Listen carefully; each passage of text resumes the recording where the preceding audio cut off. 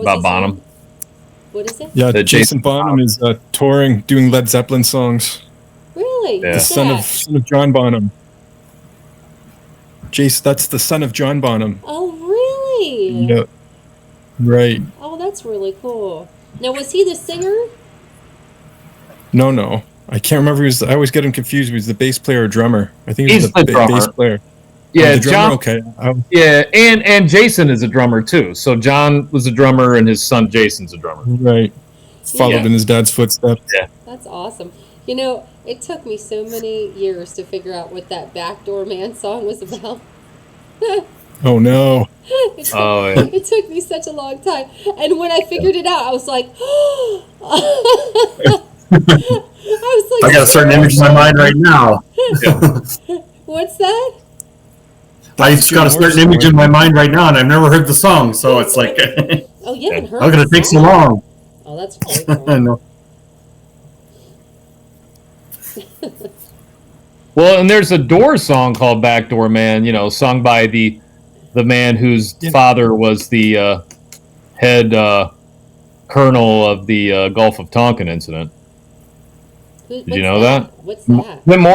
Jim Morrison's father was, I don't know if he was a general in the Navy or if he was a colonel. I can't remember which, but Jim Morrison, the lead singer for the Doors, his father was, like I said, a colonel or a general, was basically on the ship of the Gulf of Tonkin, which was in Vietnam. It was basically a false flag that kind of propelled that war. And isn't that funny? Jim Morrison's his own father, right? And he did, when people asked him, when he would get asked by certain journalists about his father and his mother, he would act like he actually lied a couple times and said they were dead. He didn't want that out. Jesus. Yeah. If anybody wants to read a good book about the 60s and Laurel Canyon, which was a canyon in LA where a lot of like rock and rollers were, and it's actually called Weird Scenes Inside Laurel Canyon. It's a really good book. I highly recommend it. But basically, and it's that name is kind of a play on Weird Scenes Inside the Gold Mines, which is a line that Jim Morrison says in a Doors song. But Laurel Canyon, at that time, a lot of the bands like the Mamas and the Papas, I think Stephen Stills from Crosby, Stills and Nash, I'm just thinking, Jim Morrison, of course, had parents that were in the intelligence agency. And what this book kind of goes over is the linkings between the intelligence agencies and these rock and roll kids. And a lot of it is, some of it's speculation, but could this have been like a culture creation kind of thing? Some of this music from the 60s. It's a really good book. I highly recommend it. The other thing about Laurel Canyon is there was this, on top of Laurel Canyon, there was this studio called Lookout Mountain, and it was run by the military. The military owned that studio, and what they would do is they would do a lot of pro-military like films there that they would put out, and they'd have actors come and actually do kind of promos about the military there, like Jimmy Stewart. Now Jared Leto lives there. So it's kind of weird. You had this Lookout Mountain in Laurel Canyon, this studio run by the military, and while everyone around Laurel Canyon at that time was all, into the hippie movement and music, and they had parents that were connected to the intelligence agencies. Very strange. Well, it's not surprising actually, because so much of that is controlled by the government and those cult families. So it makes sense that you would have all these quote-unquote artists, that had family members in the, are we looking at the... That's the book. It's by Dave McGowan, is the name of the author. Sweet. David, I'm actually going to write that down. Yeah. It's funny, it's like, I know where all my books are, so it's like, I'm like, oh yeah, I know, I can go to find it. Well, we'll definitely leave this into the recording so people can see it, because it sounds awesome. They're patient. They do the controllers do the long game over hundreds of years. So it's a subtle thing, like a little rock and roll, a little bit of more degradation, a little 60s drugs and sexual craziness. And then, heroin out, everyone's confused. And nobody gives a shit about anything anymore. It's like Right. it's a slow creep down the slippery slope. Yeah. Thank you for A sharing really that, good Chris. book that I read about the 60s was the electric Kool-Aid acid test. And that dealt with, Tom Wolfe wrote that, but that dealt with like how the Grateful Dead got started with Timothy Leary. And it talked about how Ken Casey brought that kind of into the subculture, as it were. And if you're not familiar with Ken Casey, he wrote One Flew Over the Cuckoo's Nest. Right. And that was pretty much his experience working in a mental institution, practically where he came across LSD. And then, like I said, brought it into the subculture. Yeah. I read that book years ago, but that was when I wasn't into the conspiracy realm. I was into psychedelics, so I read it from a different perspective years ago. Electric Kool-Aid acid test. It'd be interesting to read now, knowing what I know. I vaguely remember the movie. I was Jack Nicholson in it, wasn't it? One Flew Over the Cuckoo's Nest. Yeah, One Flew Over. Yep. They labeled him crazy and they tormented him, but he was just a little eccentric, and that's basically what they do to a lot of people, right? Well, he was trying to avoid a jail term. That's why he went there. He thought, I'll do 30 days in the nut house instead of going to the chain gang. Until he finds out, you can't leave till we say you can leave. And then it's like, oh. So it becomes a perpetual jail, yeah.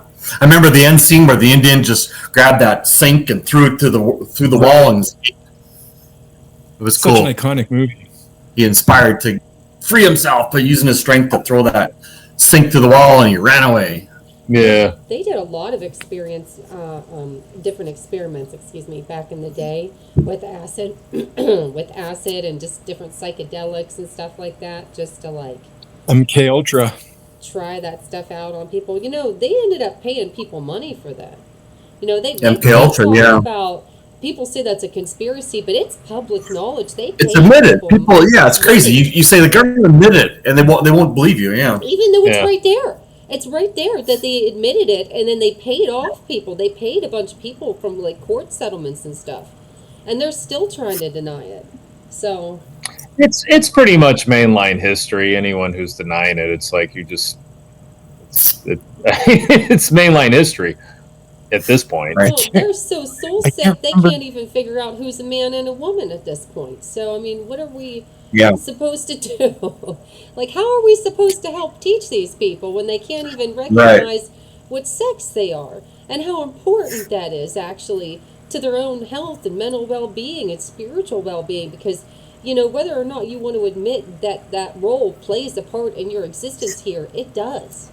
Oh, absolutely.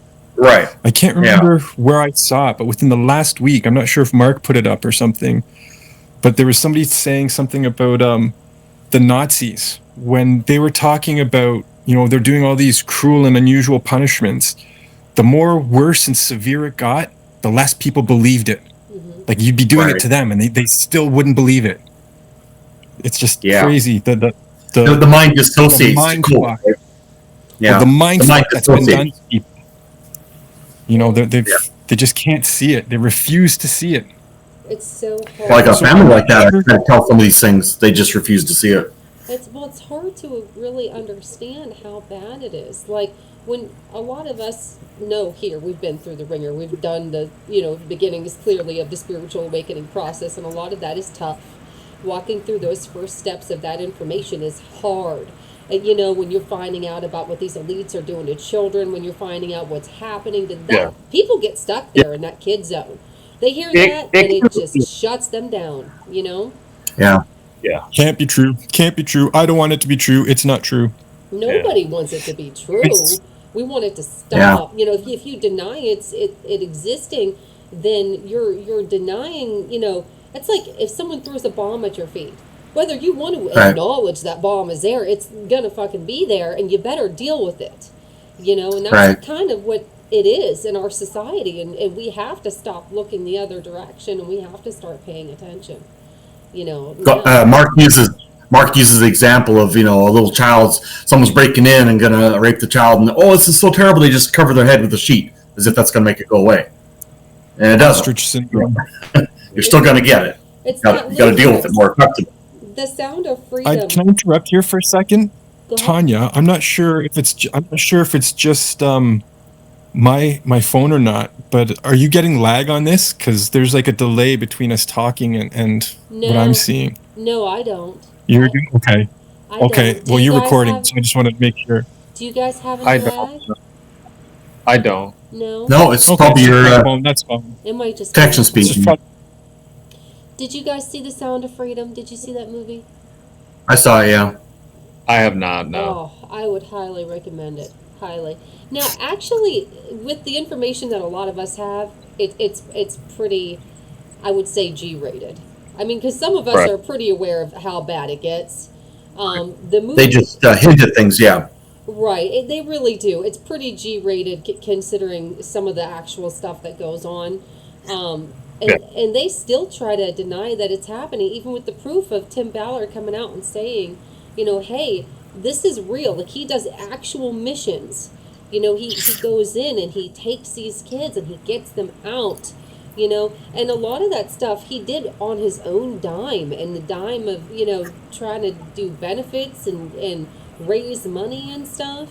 I mean, that's dangerous stuff. Those are some of the sickest people in existence. You are messing with the bottom feeders. Like that, there's no one sicker than somebody that can do that to a baby. That they don't. Yeah. They're and this is the thing. What do you do with them? They can't be here anymore. That's the reality. Yeah. We can't allow them to run around in society. That's it. I don't, if they want to lock them up, they can be locked up, but they can't be out here walking around in society anymore. And I don't care if they wear a collar, a coat, and one of those priest collars, whatever it is they got on. They gotta go. They can't be It's in all math. society no more. That doesn't make shit to me. Whatever the fuck they wear. Well, Tim Ballard said it's all of them. It doesn't. There's high-ranking officials. There was one that just got caught recently. He was a serial killer.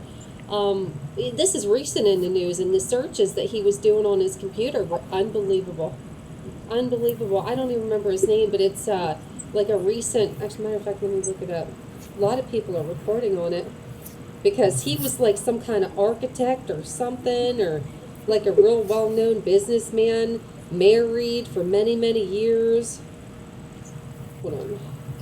They were The only thing I thought was, Go ahead. go ahead.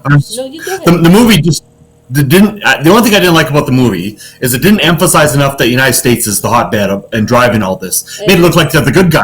He's from the Department of Homeland Security. They're Nazi scum, but he's one of the good guys. Maybe who's there is trying to do something, but it made it look like they're out there saving the world, and it's all being done outside America. No, a lot of it's being done inside America. So they should have emphasized that more. That's what Dennis. That's a good point.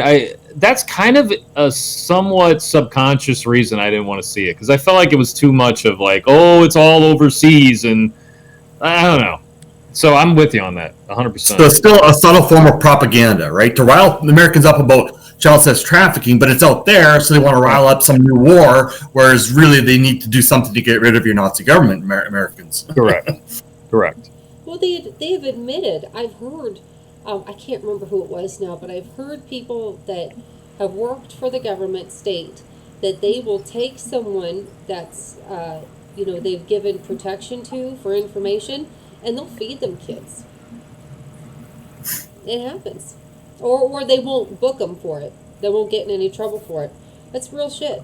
They don't stop it. Some of them are involved, unfortunately.